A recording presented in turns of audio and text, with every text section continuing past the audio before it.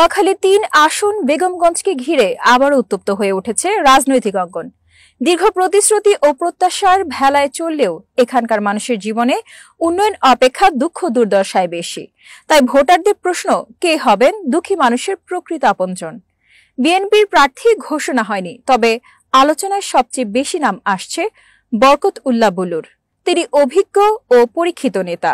অতীতে এমপি থাকাকালে উন্নয়নমূলক কর্মকাণ্ডে সক্রিয় থাকায় এখনো জনগণের আস্থা ধরে রেখেছেন। অন্যদিকে ইসলামী আন্দোলন বাংলাদেশ প্রার্থী করেছে মাওলানা নূর উদ্দিন আমানতপুরীকে। তিনি শুধু জনপ্রিয় বক্তা নন, বরং দীর্ঘদিন ধরে সমাজসেবা, শিক্ষা ও ধর্মীয় কর্মকাণ্ডে সম্পৃক্ত থেকে মানুষের আস্থা অর্জন করেছেন। দুর্নীতিমুক্ত রাজনীতির কারণে দলটির প্রতি জনগণের আস্থা দিন দিন বাড়ছে, আর আমানতপুরী ক্রমেই স্থানীয়দের আস্থার প্রতীকে পরিণত হচ্ছেন। এদিকে জামায়াতে ইসলামী শক্ত অবস্থানে রয়েছে দলটির প্রার্থী মাওলানা বোরহানউদ্দিন। দীর্ঘদিন ধরে সামাজিক কর্মকাণ্ডের জন্য পরিচিত।